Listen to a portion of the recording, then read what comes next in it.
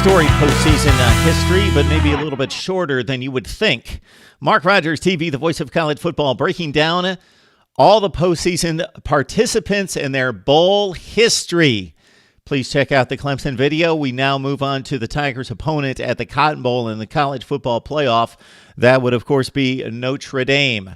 The highest winning percentage of all time, you would think, would go to the most bowl games, but not even close. Notre Dame only appearing in 36 bowl games. The reason why, because after 1925, Notre Dame decided that they would not go back to postseason play. They denied and turned down all bowl offers between 1925 and 1970. So by 1970, your major superpowers had appeared in 10 or 12 or 15 or 20 bowl games by that point. Notre Dame only won. So even though there were far less bowl games, so you couldn't go 6-5 and get to a bowl game back in the 50s and 60s, still the major powers generally got to postseason play most times. But for Notre Dame, they appeared in their second postseason game in 1970, which of course wasn't that long ago. But out of Notre Dame's now 37 appearances, once they face Clemson in the Cotton Bowl in a few weeks, they have really made these matchups count. They have faced stiff, tough, elite competition. In 37 bowl games, they have gone to a major bowl game 24 of the 37 times. They have faced 20 top 10 opponents and have taken on the number one team in the nation 6 times. All right, if we go all the way back to 1925, it was the Rose Bowl, and Notre Dame beat Stanford 27-10. And, of course, they play the Cardinal on an annual basis now. Skip ahead all the way to 1970, their first bowl appearance in 45 years. Notre Dame took on number one Texas. They lost in the Cotton Bowl 21-17. The very next year, in 1971, Notre Dame faced a number one Texas team again, and again in the Cotton Bowl, and this time the Irish prevailed 24-11. In 1973, Notre Dame took on a number one Alabama team in the Sugar Bowl and won that one to win the national championship 24-23. In 1977, Texas again was number one in the nation with Earl Campbell at running back, and despite Earl Campbell running for 118 yards, Notre Dame prevailed 38-10. and won the national championship at the Cotton Bowl as Vegas Ferguson, remember him, and Bob Golick of Cleveland Browns fame were the game's MVPs.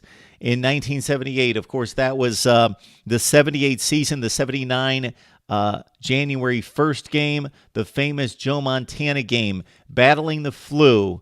Icy conditions, 24 degrees at game time. Rainy, icy conditions, about 7,000 people in the stands by game's end at the Cotton Bowl. Notre Dame taking on Houston, losing 34-12. Montana brought them back with a furious rally and, of course, a foreshadowing of things to come for his career. Notre Dame wins over Houston 35-34. They lost, did the Irish, to Georgia and Herschel Walker at the 1981 Sugar Bowl, which would have most likely voted Notre Dame a national champion had they defeated the Bulldogs, but Georgia completed an undefeated season, winning 17-10 to win the national title. Notre Dame's last national championship came in 1988. They capped off that season with a win over Major Harris in West Virginia at the Fiesta Bowl 34-21, with Tony Rice and Frank Stamms leading the way as MVPs offensively and defensively. Then there were 3 games against Colorado. 2 proved crucial toward the national championship race in 1989 and 90.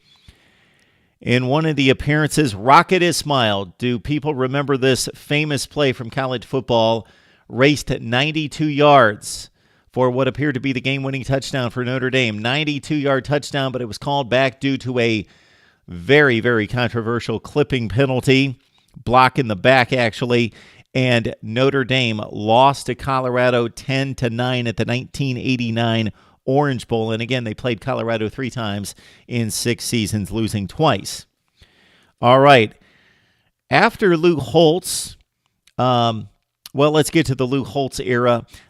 That was obviously the Colorado games as Lou Holtz took over with Notre Dame in 1986. He led them his first bowl appearance against Texas A&M, with Tim Brown winning the Heisman Trophy, but then falling to the Aggies 35-10. Then the national championship run. Then Lou Holtz, Rick Meyer, Lake Dawson, Lee Becton. Remember these names? Reggie Brooks led Notre Dame to 3 consecutive wins in postseason play against top 5 opponents. Once against Florida and Steve Spurrier at the Sugar Bowl, 39-28, the 1993 Sugar Bowl.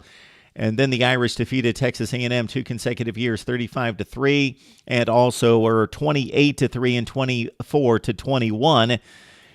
After that 1993 season, I have no idea why Notre Dame, with 1 loss, having defeated Florida State head-to-head, did not claim at least a share of the national championship, but Florida State was voted number 1. Then Lou Holtz left campus and Notre Dame plummeted. They lost 9 consecutive bowl games. 2 of those games to LSU, 2 to Oregon State in embarrassing fashion at the Fiesta Bowl in 2000. In the last dozen years, Notre Dame has obviously not competed typically for national championships except for the 2012 season and this year, but they have gone to a lot of big bowl games. They beat LSU twice, once led by Malik Zaire a couple years ago. The lefty came off the bench and led a comeback in replacing Everett Golson to beat LSU 31-28, and also, of course, last year, Ian Book with a late touchdown pass to Miles Boykin from 55 yards out to defeat LSU at 21-17. A couple losses to Ohio State at the Fiesta Bowl against Ted Ginn and Santonio Holmes and company, with Brady Quinn at the helm for the Irish in the 2006 Fiesta Bowl, and then a couple years ago losing to the Buckeyes in the Fiesta as well. And, of course, the 2012 BCS championship game with Notre Dame undefeated. The only eligible undefeated team in the country, as Ohio State was on probation, took on mighty Alabama and was trounced. I still remember specifically in watching that game, and as a double-digit underdog, Notre Dame was trounced, as many of us expected.